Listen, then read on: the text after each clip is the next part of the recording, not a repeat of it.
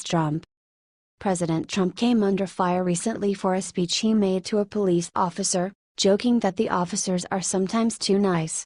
The media quickly took this comment out of context as the commander-in-chief advocating police brutality. Al Sharpton took this criticism further by criticizing the president for using the term paddy wagon. When you see these thugs being thrown into the back of a paddy wagon, you just see them thrown in, rough. I said please don't be too nice, President Trump said to a group of police officers. Like when you guys put somebody into a car and you're protecting their head, you know, the way you put your hand, like don't hit their head, and they've just killed somebody, don't hit their head. I said you can take the hand away, okay? Sharpton tweeted a photo that reportedly said Saturday, Rev. Al Sharpton to blast President Donald Trump's reprehensible encouragement of police violence and racist paddy wagon slur.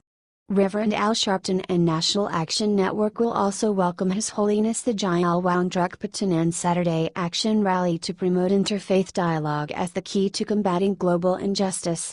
I will respond to Trump praising police violence to an audience of laughing cops at a speech Friday, tweeted Sharpton.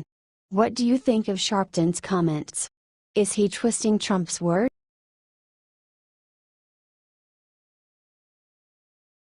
UN orders Americas to pay back Black people reparations of the past. A 2016 report by a U.N. affiliated group has argued that the United States' history of slavery and racial segregation warrants reparations for African Americans.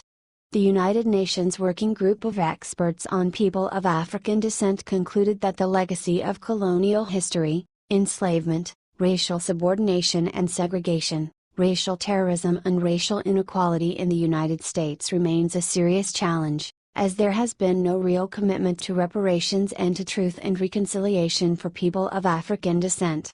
The group even drew comparisons between lynchings and controversial police shootings, recommending urgent action through improving the reporting of violations involving the excessive use of force and extrajudicial killings by the police. The conclusion was reached after a fact-finding mission in Washington in January. Of course, the group's recommendations are non-binding. Past injustices and crimes against African Americans need to be addressed with reparatory justice, the group declared in a statement.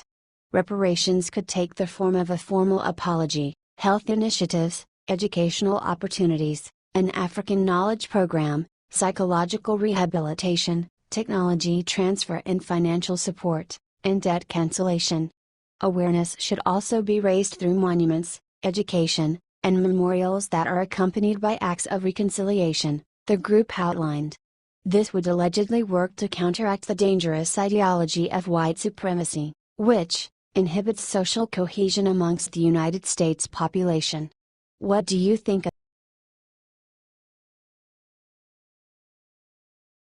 Trump takes back what Obama stole you, which gave millions back to Americans. During Barack Obama's presidency, he allowed millions of people to get on welfare and live off of hard-working American taxpayers. Before he took office, Donald Trump promised he would make major changes to make sure the system was not being taken advantage of.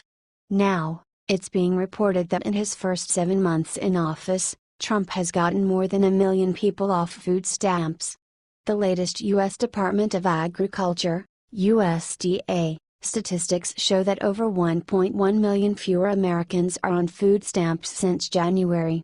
In fact, food stamp numbers have fallen to their lowest since 2010. The change has been largely attributed to Trump's crackdown on illegal immigration. That's a stark contrast to Obama, who allowed 10.7 million more people to get welfare, a 32% increase from 2009. We must reform our welfare system so that it does not discourage able-bodied adults from working, which takes away scarce resources from those in real need. Work must be the center of our social policy, Trump wrote in his letter to Congress accompanying his proposed budget. If you are on food stamps and you are able-bodied, we need you to go to work, said Mick Mulvaney, budget director, during a White House briefing in May.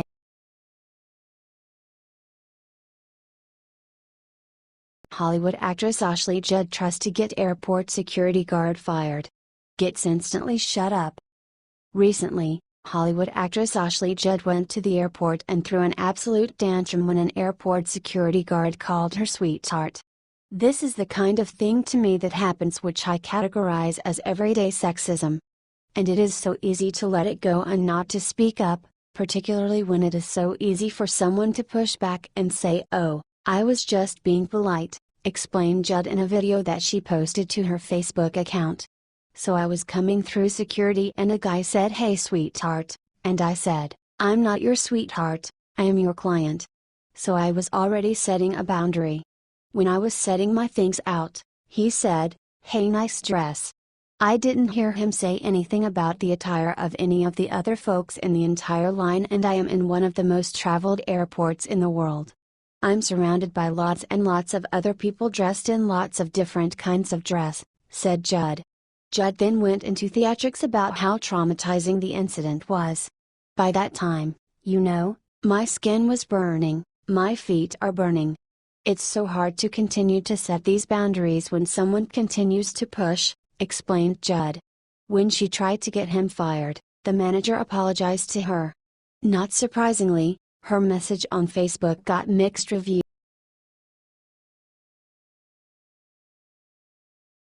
Watch Bill Maher make fun of a 9-year-old boy for writing a letter to Trump. Recently, Sarah Huckabee Sanders posted a photograph of a letter sent to President Trump from a 9-year-old boy. "Thank you, Dylan, aka Pickle, for your letter to POTUS. We hope to meet you soon," Sanders wrote on Twitter. Here's what Dylan had to say to the Commander-in-Chief. "Dear President Trump, my name Dylan but everybody calls me Pickle. I'm 9 years old and you are my favorite president. I like you so much I had a birthday about you. My cake was the shape of your hat. How old are you? How big is the White House? How much money do you have? I don't know why people don't like you. You seem nice, can we be friends? My picture is in her so if you see me you can say hi. Your friend Dylan." Instead of recognizing the letter for the adorable message it is, talk show host Bill Maher decided to attack the 9-year-old child for not having perfect grammar. He mocked the child on live television. "This is more of an indictment of the educational system of America. I don't blame the kid. They haven't taught him is at the age of 9? Asked Maher. They owe this kid an apology." Maher then proceeded to articulate his own letter, mocking the minor all the while. "Do you like your boss, Mr. Putin?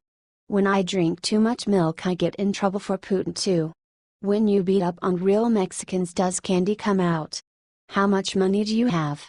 If only there were some way to find out," said Maher. "This is absolutely disgusting. Do you agree?"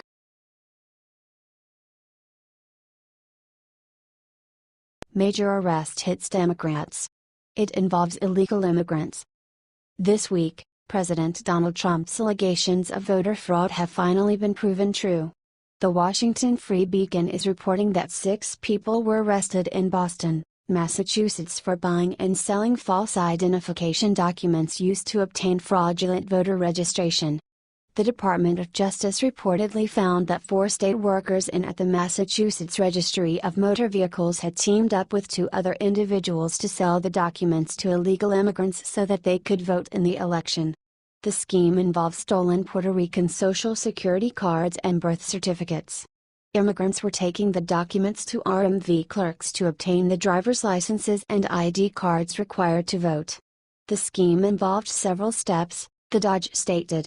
First, it is alleged that Flacco, the document dealer, sold a Puerto Rican birth certificate and U.S. Social Security card to Bree, the document vendor, for approximately $900. Bree, in turn, sold the stolen identities for over $2,000 to clients seeking legitimate identities in Massachusetts. These clients included illegal aliens, individuals who were previously deported, and an individual who admitted to previously facing drug charges. After Flacco sold Bree the false identification papers, Bree typically used the counterfeit documents and false identities and addresses to fraudulently register the clients to vote in the city of Boston, the Dodge continued. Then, Bree and the client brought the stolen identities to the Haymarket RMV, where Medina, Gracia, Jordan, and or branch would accept cash to illegally issue authentic RMV documents, including Massachusetts licenses and ID cards. The clerks also accepted cash to use the RMV's system to run queries, including Social Security number audits, to confirm that the identities the clients were stealing actually belonged to verifiable individuals. Now, each of the defendants is facing charges of aggravated identity theft. It's likely more people will be arrested as well, as the investigation is ongoing.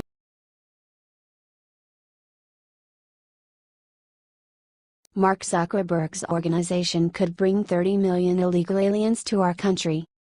Facebook CEO Mark Zuckerberg's Open Borders organization is throwing its support behind a bipartisan plan that can legalize 30 million illegal immigrants living in the United States.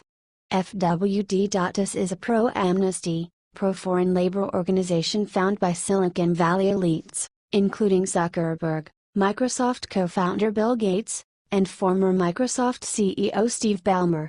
It is backing the resurrection of the DREAM Act in the House and Senate. Representative Lucille Roybal-Allard and Representative Ileana Ros-Lehtinen have now introduced their own version of the amnesty plan, mirroring proposals introduced by Senator Lindsey Graham and Senator Dick Durbin. We applaud Congresswoman Ileana Ros-Lehtinen and Congresswoman Lucille Roybal-Allard for introducing legislation to allow Dreamers who are already contributing to their communities to continue to live and work in the U.S. This bill builds on the important progress made by the Senate's bipartisan DREAM Act, which was introduced in the Senate last week, and the RAC Act, President Todd Schultz said. Zuckerberg's group also claimed that President Donald Trump would either need to pass the DREAM Act or continue the Deferred Action for Childhood Arrivals, DACA, stating otherwise the result is that nearly 800,000 young people would lose their jobs immediately and be subject to deportation. This is not the first time Silicon Valley tech elites have worked in favor of mass immigration. Every year, major tech firms import tens of thousands of guest workers through H-1B to take American jobs.